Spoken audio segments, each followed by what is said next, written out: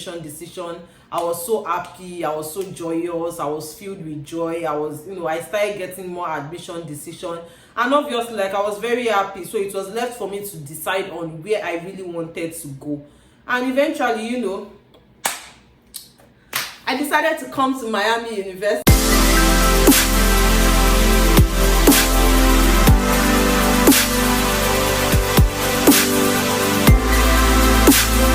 Welcome back to another episode on my YouTube channel. Oh my god, I'm so excited because in today's video I'll be recounting my experiences, how I got here, how it all began. Oh my gosh, I'm so excited. I'm so excited to share the things I did and provide you with tips on how you do yours if you are planning to study here in the United States. But okay, wait, before we move on, if you are new here, welcome to the family. This is the family of love. Okay, we love each other in this family. Also, to all my old and existing subscribers, we already know how we do on this channel. We already know how we vibe. Make sure you share my video. Make sure you comment on this video. So yeah, it all began.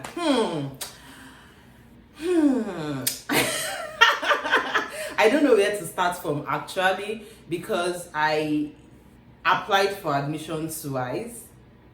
I applied for admission twice. It happened, and there were so many uncertainties hanging in the air, and I applied for admission twice. But I'm just going to start from how it all began. So it began in 2019. In 2019, I've always been saying it that yes, I want to study outside of the country. But I had this notion that everyone will write exam, and I also had this notion that the course I want to study does not offer funding. So these were the two notions that I had. At that point in time, there was a particular friend I had. If you are watching this video, you already know I'm talking about you. I told him because then he was already studying here in the United States. So, I sent him a message. I was like, I want to study in the United States. I want to study education. Like, what are the things I need to do? And then he was like, you want to study education? Education does not have funding. What kind of funding do you want to do? They are only funding in STEM-based courses or more. That's how, like, that day, like, pour cold water on your dreams. So sad. I was like, or should I change? Like, I legit thought of changing to STEM, but at the point I was like, no, this is something that I'm passionate about. This is something that I really want to do, and I'm not going to give up my dream because I'm trying to study abroad. Education is something that I'm passionate about. So I forgot about it, and I think then I was like telling him to tell me on how to search for schools to help me, and then it was like I should not bother because I'm not going to get funding. And I forgot about it then, because like naturally when you have like a fueling desire and then somebody just pours cold water on it, you already know that you're no longer motivated. So I forgot about it, went on with my school. I finished my school, went for service, did everything. And in 2019, this burning desire just came back. No, I'm not going to listen to him. I'm going to try to research and do things by my own. So and that's why, like, I look at a lot of people when they tell me they want to study abroad, and I'm like, do this, do that, they'll be like, it's too much, I cannot do that. I'm like, you're not yet motivated, because if you are motivated, you go the extra mile to make sure that you fulfill your dreams. If you are motivated, you go, like, I already knew. I was like, no, I'm studying abroad. And one thing I just did was I was very desperate. Let me put the word desperate. I was very desperate in my research. I was like, no, I know, like, there has to be something out there for me, and I was very desperate to get answers. So one thing I did was searching for schools. Like I said, I first of all went through Neraland. I was trying to see if anyone had done anything in educational psychology. I saw that a lot of people that went for educational psychology had their PhD, because initially I wanted educational psychology. I was interested in working with students, working with college students. I'm seeing the cognitive development of students. Basically, that's what I was initially interested in. And I went to Neraland. I searched I kept psychology, educational psychology, and I realized that most people that come here for educational psychology had their PhD already. But I told myself I'm refusing to give up. There has to be something out there for me. I'm refusing to give up. So I kept on. I started searching by states. I typed on Google list of the 50 states in the US. I started searching by states, and I think by the time I got to my third state, was it third or second state?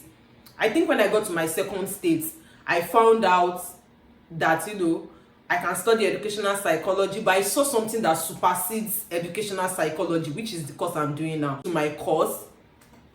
And I just started searching, and one thing I had in mind, at the back of my mind when I was searching, was that I did not want to write exam. I did not want to write GRE. I did not want to write test of English proficiency. So when I was looking for, I had a list of schools, and also I did not want to send official transcripts, because I kept telling myself that I will send official transcript, I will do WS evaluation. What if the school does not give me admission?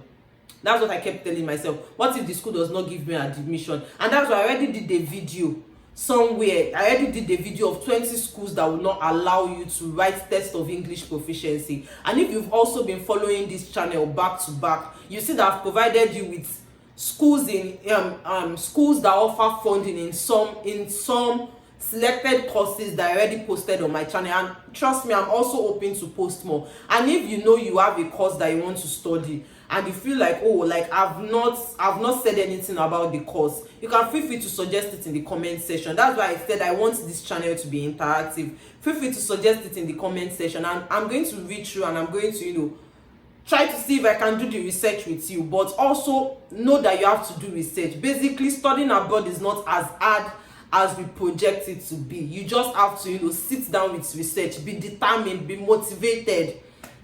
So like I said, I got a note, I got an exercise book, and I started searching. So how I did it, I wrote some schools. I knew I did not want to write GRE. I knew I did not want to write test of English proficiency. So I was only writing down the schools that were not requiring GRE. I was only writing down the schools that were not requiring test of English proficiency. And so one thing I did was, I also said it that I did not want to send my official transcript. I wanted to use my unofficial. Then when you give me admission, I know I'm going here, then I will request for my official transcript. But at that time, whether official or unofficial transcript, I was very flexible with that requirements that I already set for myself, right?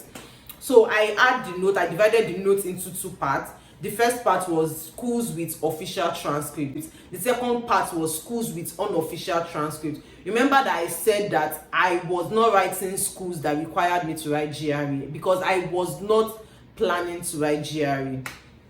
So I was searching for the schools, I was writing them down, writing their prompts, writing the deadline, because it's also important that you work with deadline.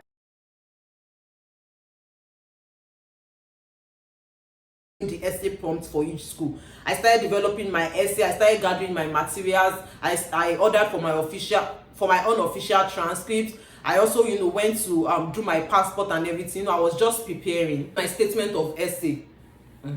I wrote my statement of purpose. I know some schools call it personal statements. In some schools they call it personal statement. That is the point where you have to sell yourself. You sell yourself with your personal statement. I did not really do well in my first year of college. I wrote it in my personal statement. Not like I wrote it verbatim, because eventually I did well. So I'm sure they will be like, why did you say you did not do well? But I wrote it that the learning condition affected my learning in my first year. That's why I did not really do well, because what I said I did not do well might be doing well to another person. But to me, I just consider if I'm not able to meet my goal, that is a failure to me. So your statement of purpose is how you can sell yourself. Make sure you write a good statement of purpose. Send it to people to help you edit. Send it. Oh my God, I sent my statement of purpose to people to help me edit. I remember I had a friend here in the United States already. I sent it to her to help me edit. I sent it to a friend of mine too here in the United States. I sent it to 3 people in the United States to help me edit. I sent it to my academic mentor. I sent it to my friend in Nigeria to help me edit. So send your essay to people. Let them edit. Tell people to judge the essay. Because now you might feel like, okay, you are writing something critical. You are writing something that is spot on. but let's get other people's perspective on your essay. But when getting other people's perspective, at the end of the day, it is still you. Also be able to filter what is good and what is wrong, because I remember when I sent my essay to different people, so A will say this, B will say this, C will say this. I was left alone to decide what I really wanted. This is my essay, this is me. I was left alone to decide what I really wanted. So that is that on the essay part. Also on the transcripts, if you are preparing for for 2023 admission or spring 2023 admission, by now you should start requesting for your transcript, because unofficial transcript usually takes time. By now you should start requesting for your transcript. Also passport, I know like some schools don't always require you to upload your passport by the time you are starting the admission, because most of the schools I applied to did not require me to upload my passport until after I got admission. So but for passport, I know passport in Nigeria now it has been an uphill task. It's very difficult to get passport in Nigeria now. So for passport, to make sure you're also getting your passport. I know some people will be like, oh, I'm not applying to school because I don't have passport. You can apply to schools without passport. Okay, you can apply to schools without passport. You necessarily don't need your passport. Your passport is dependent on the school you want to apply to, but also make sure that you have your passport at hand. Make sure you have your passport, because you would not want a situation whereby you will get admission, everything is set, you got admission, you got assistantship, and your passport is now what is delaying you. So you also want to make sure that you get your passport. And at the end of the day, I submitted my first application to Kent State University in October. Hey, it choke. I was so happy. I was happy because this thing has been long coming, doing research from July, and finally getting to submit. I know then I had not been admitted, but finally getting to submit an application gave me joy. So I submitted my first application to Kent State. Then I did a plan of, okay, this is how I want to do my application, this is how I want to do things. And so I submitted to Kent State, and that first year in 2019 I applied to Kent State University, I applied to Bowling Green State University, I applied to University of Vermont, I applied to Miami University, I applied to one other school, Northern Illinois University, and I applied to Oklahoma State University. So meaning that I applied to 6 universities in 2019. So I applied, I paid my application fee, and I was waiting for the admission decision. So one thing with some of these schools is that before you can gain admission, I know for Kent and for BGSU, and for I think Oklahoma State as well. No, not for Oklahoma State. For Kent and for BGSU, you have to gain admission before. So you have to gain admission and have assistantship before they can recommend your admission. Because even if you gain admission, if you don't have assistantship, they will withdraw the admission from you. So I already submitted. I had academic interview, and then they were like, I remember the first academic interview I had was also Kent, because pretty much I submitted my application earlier. So the graduate coordinator reached out to me, was like, yes, I want to talk to you, get to know about your interest. And we had the call, they asked me question. Don't worry, I'm going to try to do questions, frequently asked questions for academic interviews. So like that is not what we are talking about today, but I'm going to get there too.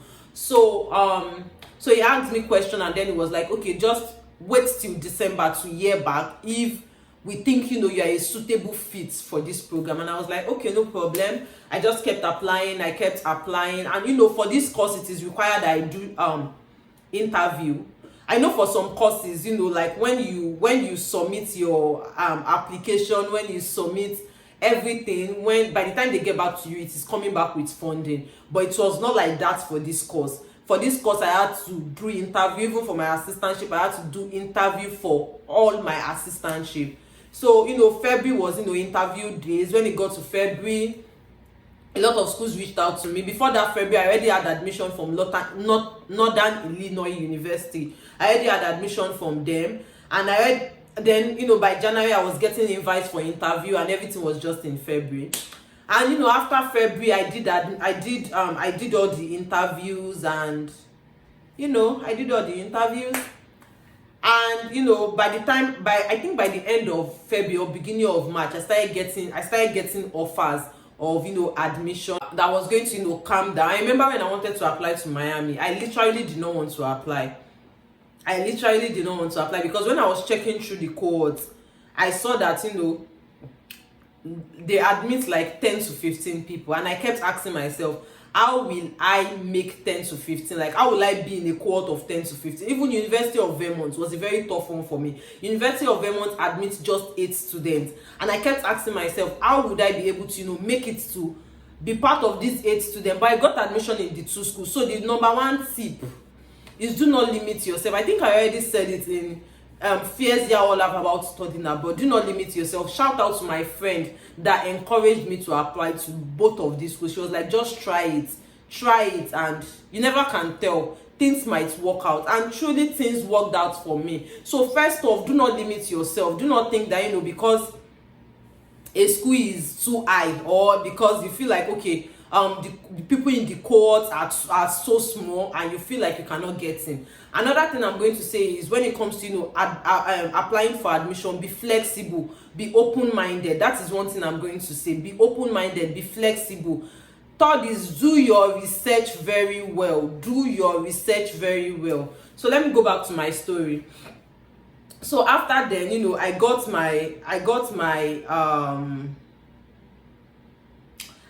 the admission. Basically, to be honest, I got admission everywhere, but some schools could not match me with assistantship. So like BGSU could. In fact, I did not do any interview with BGSU. That is another ball game.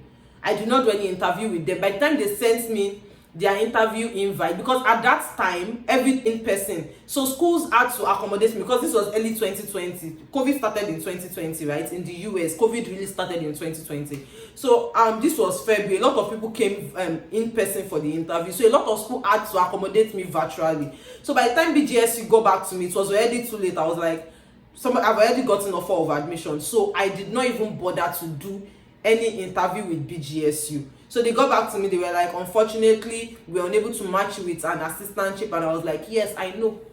So that's how the BGSU admission went off the line. Because like I said earlier, if I'm not matched with an assistantship, I would not get the admission. Even though to me, I believe I got the admission, because for you to, we had an interview, and for you to invite me for assistantship meant that I did very well during the interview. Okay. Okay, so also for Kent, I did interviews with Kent, but they couldn't match me with any assistantship as well. And I was like, okay, fine. But the other schools got back to me, and I decided to go to Miami University. This was in 2020 already. So COVID happened, embassy shut down, everything just scattered. Okay, and I had to defer my admission. And after deferring my admission, I wasn't really sure if assistantship was going to be a thing. This is just me coming, this is just me I don't know if to say being vulnerable, because this is me divulging the information of my life. But anyway, it's fine. Maybe somebody will be able to pick 1 or 2 things from it. So it wasn't sure that I was going to get my funding from Miami, so I decided to apply to other schools. And one thing I did, so with Oklahoma that year, I submitted Oklahoma's admission. I submitted my Oklahoma application late, so they couldn't process my admission, or maybe it was an official transcript or something. I think I submitted, and then I realized that I have to submit official transcript or something. I can't really remember. So I went back to the research that I had done initially, and then I started looking at those schools that were accepting official transcripts to see if I could apply to 1 or 2 of them. And a part of those schools was UConn, and then Oklahoma. So Oklahoma sent me a message and asked me if I would want to defer my admission term. So I did that from fall 2022 to fall 2021. So I did that, and then they were like, they will communicate details with me later. So I remember I sent a message to their coordinator. I was like, COVID is a thing in my country, and it will not be easy trying to send official transcript at this point in time. And then the lady was like, I should not worry, that right now that they understand that COVID is a thing everywhere, and right now they are not requiring official transcript so you get your admission. That was the same thing with UConn too. At that particular point in time, they were no longer requiring official transcript. So I was like, okay, this is my time to win, this is my time to shine. So I submitted my application. Even like, especially UConn, the essay prompt was different. That's why I said, please always search for schools before you go about writing essay. In fact, they had one two very funny essay prompts. I did everything. I was diligent. I did everything. I submitted my application, and everybody got back to me. I also applied again to Kent State. I reached out to the graduate coordinator. I was like, last year I know I got the admission, but I couldn't get a match to an assistantship. Do you think I can apply again? And he said yes, that definitely I can apply again, that I would not need to do interview again, because I mean, you already did the interview with me the previous year.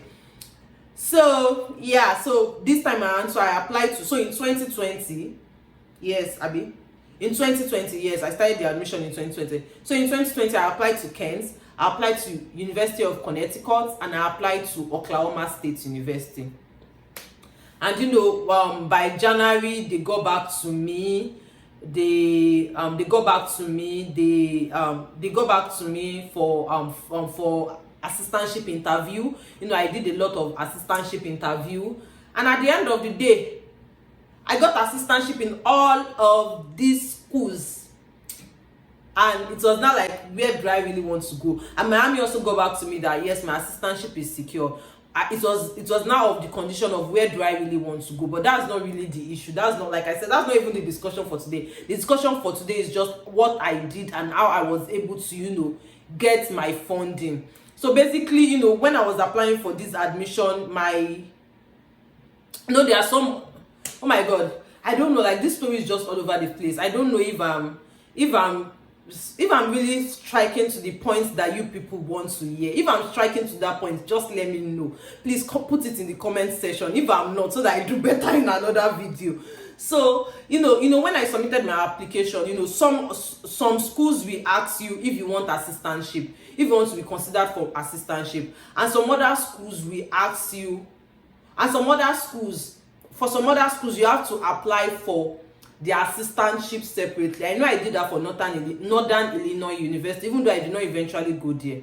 But I did that for Northern Illinois University. I had to submit the application for assistantship separately. Oh my god, come and see my system. I wrote a lot of cover letter. Even me, I knew that at that point I was so motivated. Nobody will tell me not to achieve my goal, and that's the kind of person I am. I am goal oriented, especially when I have something in mind that I want to do. I'll go beyond and above to make sure that I reach my goal. So you know, I wrote a lot of cover letter for Northern Illinois. So I'm just going to say that it's not all schools that will expect, it's not all schools that when you apply to, you expect that they will match you with application. It is not all schools. Don't worry, like very soon I'm going to, you know, invite people to come and talk about their admission story as well, so that such that, you know, people that are not planning to study education can also gain from other people. And you know, like I said, everybody has a unique process. I think I said it in one of my videos, maybe the second video I first of all made here. Everybody had a unique process. What worked for A might not work for B. What worked for me might not work for you. So yeah, so after that, and then eventually I got assistantship. Yes, I got assistantship. You know, my assistantship, you know, covered everything. Oh my gosh, my assistantship covered everything. So this brings me back to, you know, the first person that said, you know, initially that you cannot get funding. I'm stating this story, like I said, I don't even know if you guys are able to, you know, pick something from everything that I've said, but I'm saying this, you know, to encourage someone. People might have told you that you might not be able to study abroad because of this, because of that, because of this, because of that. But do this research by yourself. Do not be lazy. Do research by yourself. Doing research. Do research. Research everywhere. Research critically. Be so desperate with your research. That is one thing I'm going to my video.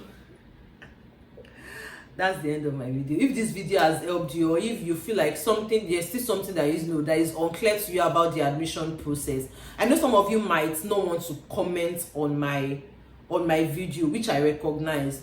I'm going to drop my email in the description box. Feel free to write me, feel free to send me an email, so we can work together. I can work with you, we can work. Said basically, the summary of what I've said basically today is search for schools very well. Research is everything. Do not listen to anyone that is telling you that you cannot study here for free. Okay, so thank you for watching this video.